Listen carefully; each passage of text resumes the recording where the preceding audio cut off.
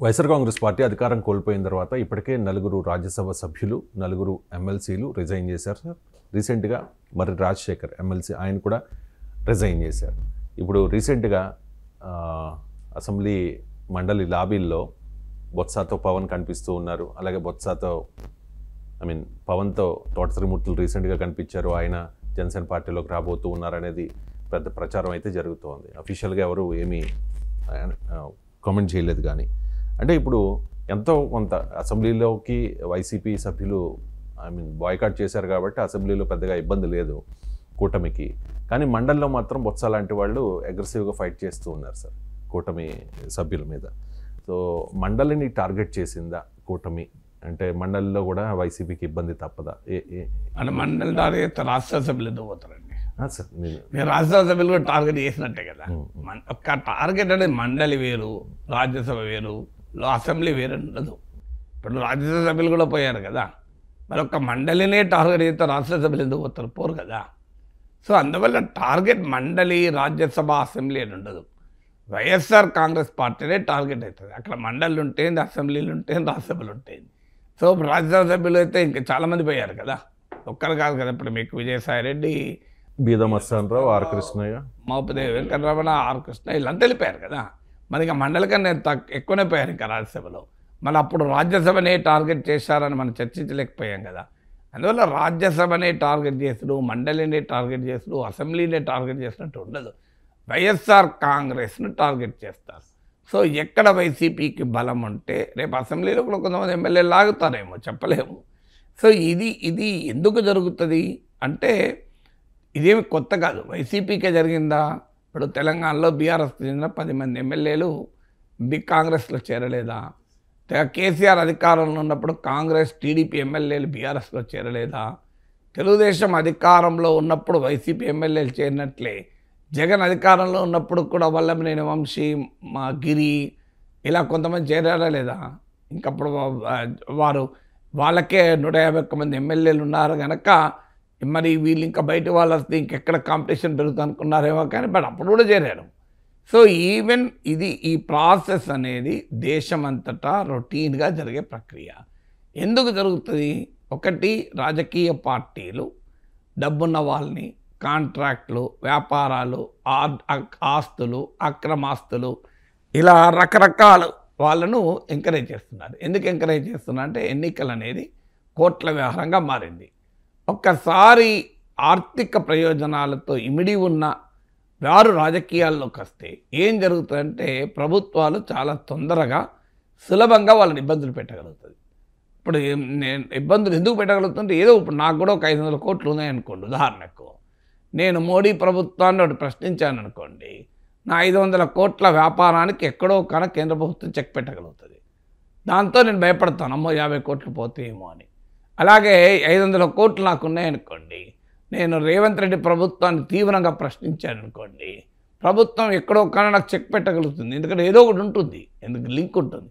కానీ నాకు 500 కోట్లు లేవు కనుక, 50 కోట్లు కాదు 20 కోట్లు కూడా లేవు కనుక నాకు బాధ లేదు. నాకున్న కొద్దిపాటిది అధికారికంగా నేను సంపాదించుకున్న డబ్బులే కనుక నన్ను ఎవరు ఏమీ చేయలేరు. కానీ అలా ఉండదు. 500 కోట్ల ఆస్తులున్న వారిని మీరు రాజకీయాల్లోకి పెద్దపీట వేసినాక వారు ప్రభుత్వాల ఒత్తిడికి తలవంచక తప్పదు. వారికి ఇంకో మార్గమే లేదు. ఎందుకంటే మీరు ఒక్కసారి కనుక నరేంద్ర మోడీ తలుచుకుంటే తెలుగుదేశం ఎంపీలు బీజేపీలో చేరడం చూడండి.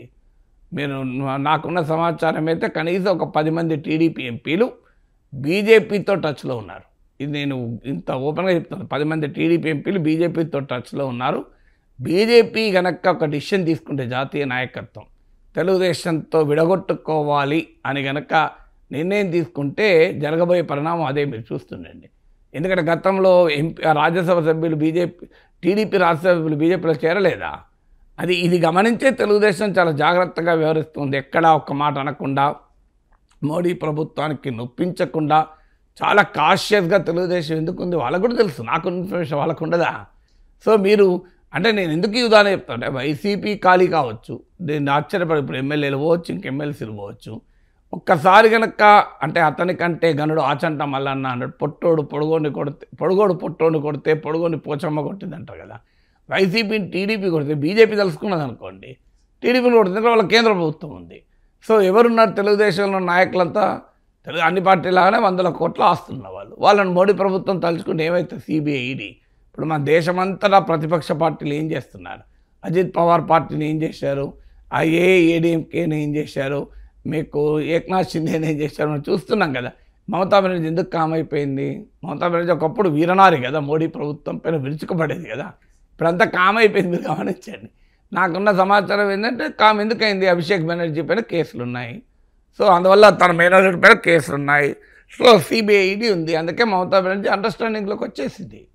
సో అందువల్ల రాజకీయ పార్టీలు ఒక్కసారి 100 కోట్ల ఆస్తులు ఉన్న వారిని నాయకులుగా, ఒకప్పుడు ఇది లేకుండే, ఒకప్పుడు ఏంటంటే జెండాలు పట్టే వారికి పదవులు ఉండేవి, కార్యకర్తలకు పదవులు ఉండేవి, మిగతా వారు డబ్బులున్న వాళ్ళు ఉండేవాళ్ళు పార్టీకి, కానీ వాళ్ళు వెనకాల ఉండి అండగా ఉండి పార్టీకి కావాల్సిన వనరులు సమీకరించేవారు. ఆ పార్టీ అధికారంలోకి వచ్చినప్పుడు కొంత కాంట్రాక్టులలోనో లేదో మరో రకంగానో బెనిఫిట్ పొందేవారు. కొంతమంది అది కూడా లేకుండా పార్టీ మీద అభిమానంతో సాయం చేసేవాళ్ళు. ఆ దశ ఉన్నంత కాలం ఏమీ కాలే, ఎందుకంటే అప్పుడున్న ఎమ్మెల్యేలు, ఎంపీలు, వాళ్ళందరూ కూడా పార్టీ కార్యకర్తలు. పార్టీలో ఇప్పుడు మీరు 40 ఏళ్ల క్రితం తెలుగుదేశం పుట్టినప్పుడు లెక్క తీయండి, 30 ఏళ్ల కింద తెలుగుదేశంలో ఉన్న నాయకుల లిస్ట్ తీయండి, ఇప్పుడు తెలుగుదేశం నాయకుల లిస్ట్ తీయండి. తెలుగుదేశం కాదు, కాంగ్రెస్ అయినా ఏ పార్టీ అయినా మీకు అప్పుడున్న నాయకుల కార్యకర్తలు, వారు పార్టీకి పనిచేసిన వాళ్ళు. ఇప్పుడు అలా ఎక్కడుంది? 100 కోట్ల వ్యాపారాలు ఉంటేనే పార్టీలో పనిచేసినా కూడా గుర్తింపు, కార్యకర్తగా పనిచేసి ఎవడు పట్టించుకుంటాడు. సో ఈ ధోరణి వచ్చాక ఏమవుతుంది అంటే మీకు ఇక పార్టీలు ఎవడు మిగిలడు. ఎవడు ప్రభుత్వంలో ఉంటే ప్రత్యర్థి పార్టీని ఇలాగే వీకెన్ చేయగలుగుతారు. వైసీపీ అధికారం ఉంటే టీడీపీ వాళ్ళు వంశీలు గిరిలు పోతారు, టీడీపీ అధికారంలో ఉంటే తోట త్రిమూర్తుల్లో రాజశేఖర్లు పోతారు, తేడా ఏమీ ఉండదు మీకు. సో అందువల్ల ఎవరు ఒత్తిడి తెస్తే వాళ్ళు వెళ్ళిపోతూనే ఉంటారు, వాళ్ళు చెప్పిపోతారు, నాయకునికి చెప్పిపోతారు. సో నాయకునికి చెప్పి ఇప్పుడు నేను ఏం చేయలేకపోతున్నా, నా పైన ఒత్తిడి పెరిగింది, నాకు వ్యాపారాలు ఇబ్బంది అవుతున్నాయి అని చెప్పిపోతారు. మీకు నారాయణ లాంటి నాయకుడు మీకు 2014-19 మధ్య కాలంలో మొత్తం ఫోకల్ పాయింట్గా ఉన్న మినిస్టరు మళ్ళీ కరెక్ట్గా 5 ఏళ్ల తర్వాత ప్రత్యక్షమైంది. మీరు గమనిస్తే 2019 నుంచి 24 వరకు మీరు నారాయణ పేరున్నారా ఎక్కడ పేపర్లో?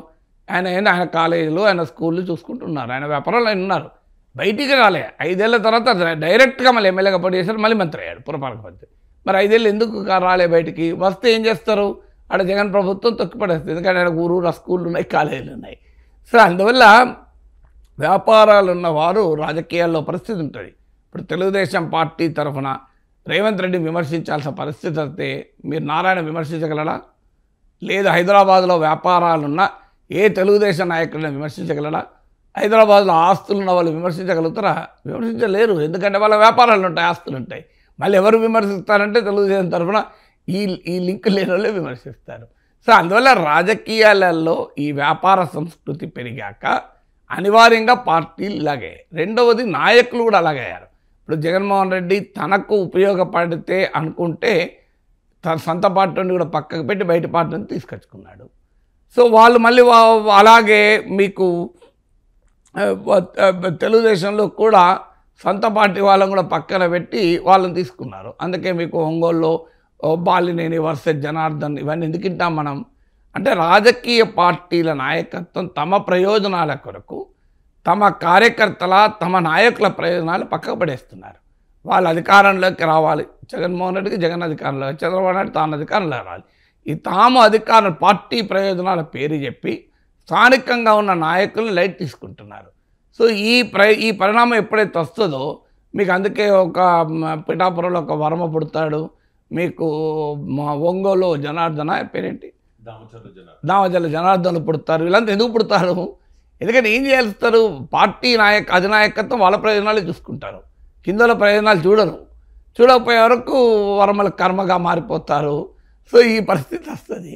సో అందువల్ల అప్పుడు నాయకులు ఏం చేయాలి? మరి వాళ్ళ ప్రయోజనాలు వాళ్ళు చూసుకుంటారు, అధినాయకులే వాళ్ళ ప్రయోజనాలు వాళ్ళు చూసుకున్నప్పుడు మరి కార్యకర్తలు ఏం చేయాలి? ఇప్పుడు జనసేనతో పొత్తు కావాలి కనుక, పవన్ కళ్యాణ్తో అవసరం ఉంది కనుక చంద్రబాబు నాయుడు వర్మను పిలిచి నువ్వు పోటీ చేయకు, పవన్ కళ్యాణ్ సపోర్ట్ చేయి, మనం పవన్ కళ్యాణ్ గెలిపిద్దాం, నేను చూసుకుందాం అన్నాడు. ఏం చూసుకోలే. ఇప్పుడు వర్మ ఏం చేయాలి? పార్టీ ప్రయోజనాల కొరకు తన సీట్ ఖాళీ చేశారు. 2014లో ఐ థింక్ ఇండిపెండెంట్గా పోటీ చేసి 40,000 మేరతో గెలిచినట్టున్నాడు. సో అలాంటి నాయకుడు పార్టీ ప్రయోజనాల కొరకు పక్కకు జరిగాడు. పక్కకు దాన్ని మిగిలింది ఏంటి? కర్మ మిగిలింది. సో వర్మకు కర్మ మిగిలిన తర్వాత వర్మ ఏం చేయాలి నెక్స్ట్ టైం? సో ఆయనకు అవకాశం లేదు కనుక కాము ఉంటున్నాడు. అవకాశమే వచ్చినప్పుడు ఆయన సంగతి ఆయన ద్వారా ఆయన చూసుకుంటాడు. ఇంకో మార్గం లేదు కదా. ఇప్పుడు చంద్రబాబు నాయుడు చూసుకున్నాడు, వర్మ ఎందుకు చూసుకోడు? మీకు బాలినేని పార్టీ కూటమిలోకి వచ్చినప్పుడు దామచర్ల జనార్దన్ ఎందుకు పోడేటు? సో అందువల్ల అధినాయకత్వం తమ ప్రయోజనాల కొరకు కింది స్థాయి నాయకుల ప్రయోజనాలు తాకట్టు పెడుతున్నప్పుడు కింది స్థాయి నాయకులు కూడా తమకు అవకాశాలు ఇచ్చిన పక్క జరుగుతున్నారు. ఇది రెండవది. మూడవది ఏంటంటే ప్రజలు ఏమైనా చేదరించుకుంటున్నారా? ఆ పార్టీ నుంచి ఈ పార్టీకి మారితే ఓట్లేస్తలేరా? 10 సార్లు పార్టీ మారినా ఓట్లేస్తున్నారు. ఇక ప్రాబ్లం ఏంటి? సో ఘోరంగా పార్టీలు మారిన వాళ్ళకు కూడా ప్రజలు ఎన్నుకుంటున్నారు కదా. ప్రజలు ఎక్కడైనా పార్టీలు మారడాన్ని శిక్షిస్తున్నారా? మీరు ప్రజలను అడిగారు ఎందుకు శిక్షిస్తున్నట్టు? ఏ పార్టీ అయితే సార్, ఏ రాయి అయితే తలకాపల కొట్టుకోవడానికి? అక్కడ చంద్రబాబు నాయుడు వేరు, జగన్ వేరు, కన్నా కిందంత ఒకటే కదా. నిన్నటిదాకా బాలినేని శ్రీనివాసరెడ్డి అవినీతిపరుడు, నేడు ఆయన కూటమి నాయకుడు. సో నిన్నటిదాకా అవినీతిపరులు ఇవాళ మంచోళ్ళు అవుతారు కదా. నిన్నటిదాకా విజయసాయిరెడ్డి అవినీతిపరుడు, A1 A2. ఇవాళ చూడండి, ఒక 4 రోజుల తర్వాత ఆయన మీకు చంద్రబాబు నాయుడు పక్కన కనబడకపోతే చూడండి, నా నమ్మకం, I may be right, I may be wrong, but most probable position is Chandrababu Naidu Pawan Kalyan మధ్య విజయసాయిరెడ్డి కనబడతాడు. ఎందుకు కనబడతాడు? బీజేపీలో ఏరిని అనుకోండి, కనబడకపోతే తప్పుతుందా? సో ఆటోమేటిక్గా కనబడుతుంది. అప్పుడు ఏమవుతుంది? నిన్నటిదాకా A2, ఇవాళ ఏమవుతాడు? B2 అవుతాడు.